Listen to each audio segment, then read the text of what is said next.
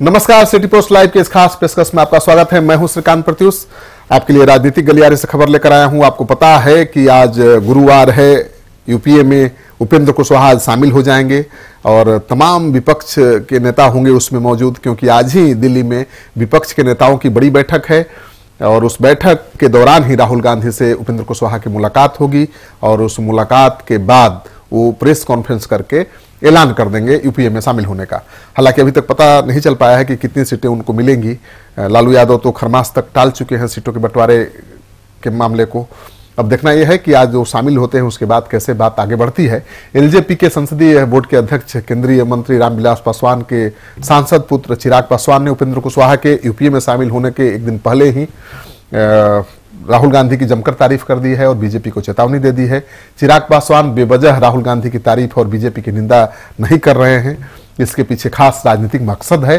चिराग सीटों की संख्या को लेकर भी ज्यादा चिंतित नहीं है। दरअसल चिराग अपने भावी राजनीति को ध्यान में रखकर सब कुछ कर रहे हैं। रालोसपा के एनडीए के बाहर होने के बाद चिराग पासवान 5 राज्यों में बीजेपी की हार और कांग्रेस की जीत को जिस चश्मे से देख रहे हैं उससे उन्हें वही दिखता है जैसा वो चाहते हैं। सांसद चिराग पासवान का ये कहना कि राहुल गांधी में सकारात्मक बदलाव आए हैं, उन्होंने अच्छे मुद्दों का चयन किया है और हम मंदिर और धर्म में उलझे रहे, बहुत मायने रखता है बीजेपी के लिए खासतौर पर। देखिए, उनमें एक सकारात्मक एक परिवर्तन आया, एक पॉजिटिव चेंज उनमें डेफिनेटली आया। एक लंबे समय के बाद उनके नेतृत्व में कांग्रेस पार्टी को जीत मिली है और I think you will have to give it to him. जब आप उनकी आलोचना करते हैं, उनकी हार पर अगर कोई व्यक्ति अच्छा प्रदर्शन करता है तो उसकी सराहना भी की जानी चाहिए। हैविंग सेड दैट, जैसा मैंने कहा कि उन लोगों ने मुद्दे सही चुने। उन्होंने चुनाव प्रचार के दौरान जिस तरीके से किसानों का उन्होंने इशू उठाया या जिस तरीके से बेरोजगारी को उन्होंने मुद्दा उठाया, तो मुझे लगता है उनके मुद्दों का चयन सही था और हम लोग कहीं ना कहीं धर्म और मंदिर में हम लोग उलझ कर रह गए। जाहिर है चिराग अभी से अपनी भावी राजनीति की दिशा तय कर रहे हैं। उनका दल भले अभी एनडीए के साथ है, लेकिन वो अभी से कांग्रेस के राहुल गांधी के दिमाग में अपनी दोस्ती का बीज डाल रहे हैं या बो रहे हैं। चिराग पासवान के इस बयान पर गौर फरमाएंगे तो पता चल जाएगा कि भावी रणनीति चिराग पासवान की क्या है।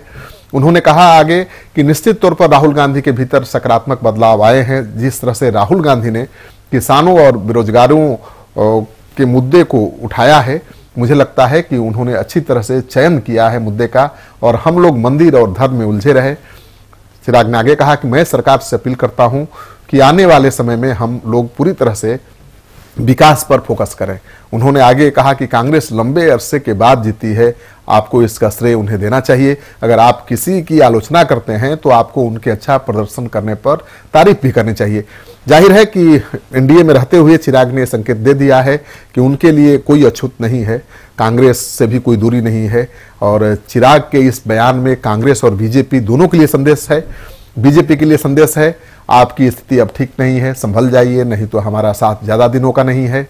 और कांग्रेस के लिए भी संदेश है कि हम समान विचारधारा वाले नौजवान देश की राजनीति को बदलने के लिए एक साथ मिलकर भविष्य में काम कर सकते हैं। दरअसल चिराग पासवान को अब लग रहा है कि लंबी पारी वो बीजेपी के साथ नहीं कांग्रेस के साथ ही खेल सकते हैं, इसलिए वो अभी से कांग्रेस से रिश्ता जोड़ने की कोशिश करते दिख रहे हैं।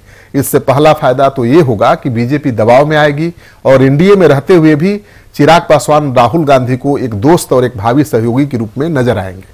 चिराग पासवान आज खुलेआम ट्वीट कर कह रहे हैं, बीजेपी को नसीहत दे रहे हैं, धमकी दे रहे हैं, चेतावनी दे रहे हैं, उसका मतलब भी है। उन्होंने एक दिन पहले ही ट्वीट किया था, गठबंधन की सीटों को लेकर कई बार भारतीय जनता पार्टी के नेताओं से मुलाकात हुई, परंतु अभी तक कुछ ठोस बात आगे नहीं बढ़ पाई। इस विषय पर समय रहते बात नहीं बनी तो इससे नुकसान भी हो सकता है। दरअसल चिराग देर से सीट फाइनल होने से चुनाव में होने वाले नुकसान की बात नहीं कर रहे हैं, वो इशारों में बीजेपी को उपेंद्र कुशवाहा की तरह छोड़ देने की धमकी भी दे रहे हैं। दूसरी तरफ बीजेपी को राम मंदिर पर नसीहत देकर चिराग पासवान ये संदेश कांग्रेस बीजेपी को देने की कोशिश कर रहे हैं कि उनकी पार्टी एनडीए में है जरूर, लेकिन उनका मन मिजाज धर्मनिरपेक्ष है, यानी कांग्रेस के साथ जाने का रास्ता खुला हुआ है। चिराग के बाद उनके चाचा एलजेपी के प्रदेश अध्यक्ष और नीतीश कैबिनेट में मंत्री पशुपति पारस ने भी ये साफ कर दिया है कि उपेंद्र कुशवाहा की तरह उन्हें भी जेडीयू को सबसे ज्यादा तरजीह दिया जाना पसंद नहीं है। उन्होंने कहा कि बीजेपी जेडीयू ने आधी सीटों पर समझौता कर लिया और उनके राष्ट्रीय अध्यक्ष को पूछा तक नहीं। उन्होंने साफ कर दिया कि उनकी पार्टी अब बीजेपी के पीछे पीछे दौड़ने को तैयार नहीं है। यानी एक तीर से दो निशाने चाचा भतीजे ने साथ दिया है। एक तरफ बीजेपी पर ज्यादा से ज्यादा सीट देने के लिए दबाव बना दिया है, दूसरी तरफ कांग्रेस के साथ दोस्ती का हाथ भी बढ़ा दिया है। पशुपति ने बीजेपी को साफ लहजे में यह कहकर चेता दिया है कि बीजेपी उनकी पार्टी को नजरअंदाज नहीं कर सकती।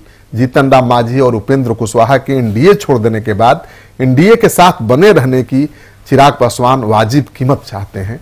तो जाहिर है कि अगर 7 सीटों से कम सीटें मिली तो चिराग पासवान भी एनडीए को गुड बाय कह सकते हैं। आपको ये कार्यक्रम अच्छा लगे तो दोस्तों के साथ शेयर करिए। अगर आपने अब तक हमारे यूट्यूब चैनल को सब्सक्राइब नहीं किया है तो जरूर कर लीजिए।